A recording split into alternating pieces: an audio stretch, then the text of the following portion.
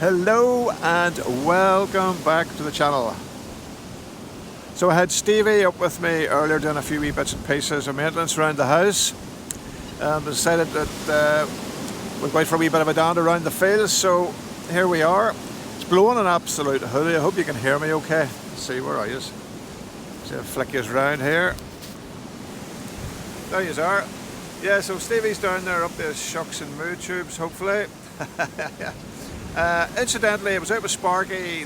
Today is Thursday. I was out with Sparky last Sunday down at his permission, which is a very exciting site that we have got, or he has got, and I'm lucky enough to be invited along. So donnered along, got this absolutely banging signal, great big massive silver coin, Charles the Fourth of Spain, 1790 odd. 8 reals, never heard of the coin before. Super big thing, absolutely gorgeous. I got some foot. I hadn't intended to vlog it then. I had a camera with me, so we managed to vlog it. I'll show you that now. So, what an absolutely amazing find. This bad boy, which was blowing the ears off me at a 97,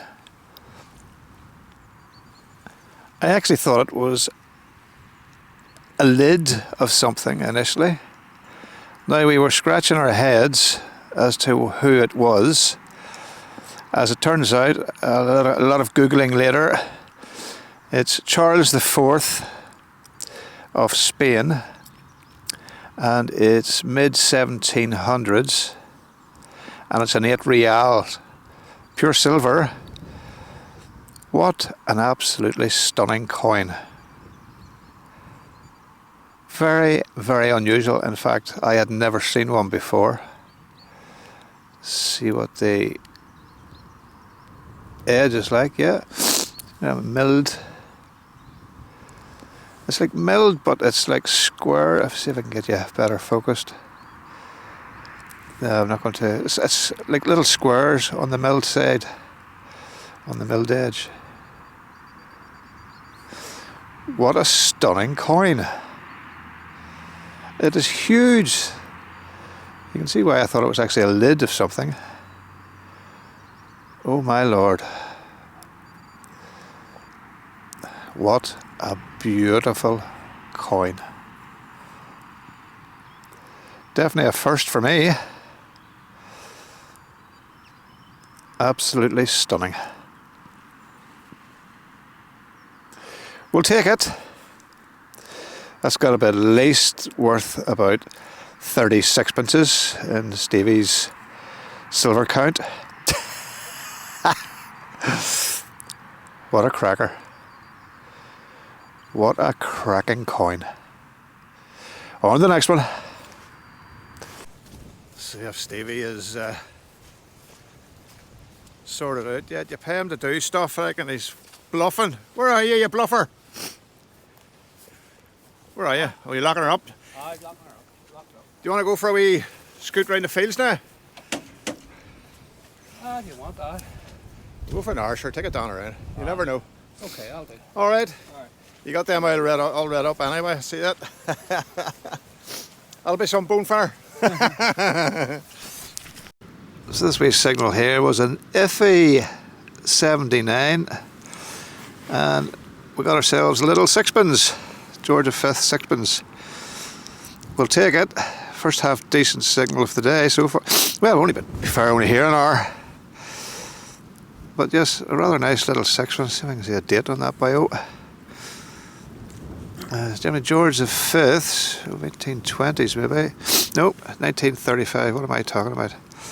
1935. So in terms of silver content, I'm not too sure. Probably about 50% by way of silver, maybe a bit less. Nice little small hole for a little small coin. We'll take it. It's a silver. Daddy, I'll walk over thee. You get the signal there, are you? Yeah. So back to Sunday's find with Sparky on the settlement field, as we call it. This has got me a little bit perplexed. Now it's made of bronze, but there appears to be like sort of iron oxide type contamination on this side of it, as if it was nearly beside something iron for a few years. But what intrigues me about it is the hole. It's bronze. The hole, it's not machined, it's an imperfect, it's handmade hole. You can see on that side, it's different from that side. It's not threaded by any stretch of the imagination. Let me get you to focus, come on.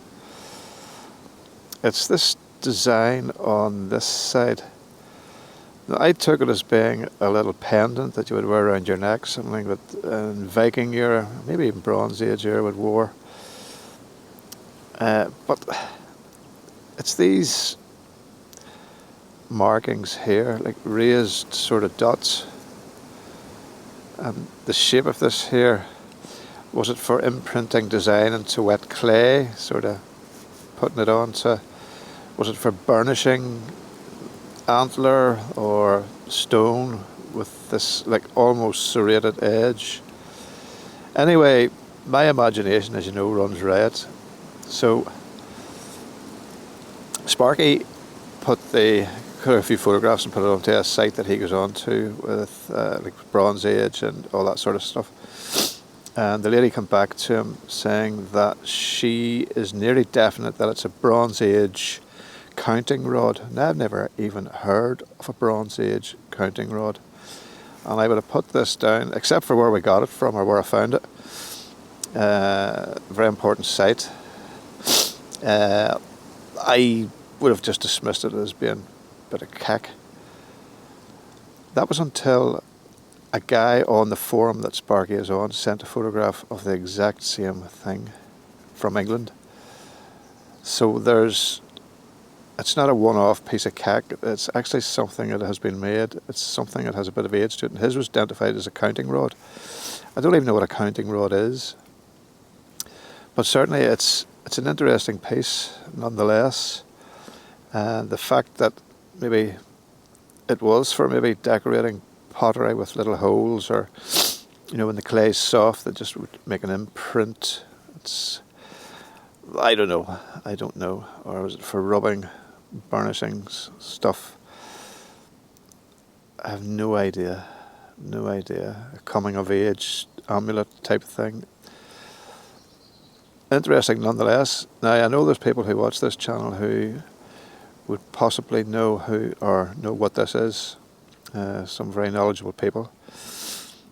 But yeah, interesting. Nonetheless, the other wee bit that I found, I would have dismissed this as being, a bit of a screw. But in actual fact, these are concentric rings. They're not actually screws. You know, I have a screw. If you follow one, sorry, I get that focus for you. If you follow one thread round, turn it round, your eye actually works down, but these do not work down. They're actually just concentric circles. And I have seen similar little pluggy items like this on Bronze Age find sites. As I say, I only scraped the mud off it there about 10 minutes ago when I was going through my finds pouch. And this is another one I got off that settlement site beside the other yoke, that by over there. So interesting enough, and I have learnt now over the years not to be throwing stuff away, and it's always worth a second glance and a second opinion. Both might turn out to be absolute cack, but at the same time, from where it came from, that's the pedigree. And yeah, so never throw anything away if you're not sure what it is. I mean, some of those Bronze Age things that you see in museums, they look like stuff you'd throw in the hedge, so just be wary. But I'll research this one a bit more. As I say, I just discovered it there 10 minutes ago in my finds pouch when I rubbed the mud off it. Oh, excuse me. So, yeah. Basically, that's it. So, it wasn't even a detecting day. It was just Stevie coming up doing a bit of contracting for me. He just happened to have the detector with him. We decided to go for a tramp round for an hour or two. So, that's it, basically. I showed you the stuff that we got from Sparky's permission, which wasn't a detecting day either. Well, it was a detecting day, it wasn't a filming day. But yeah, and enjoy yourself today, mate. Yeah, just a couple of coppers. Couple of wee covers and this, that and the Coppers and other. buttons. Yeah. So big news, the Musketeers Rally is on, this is Thursday, so on Saturday, big Musketeers Rally, and it's going to be huge.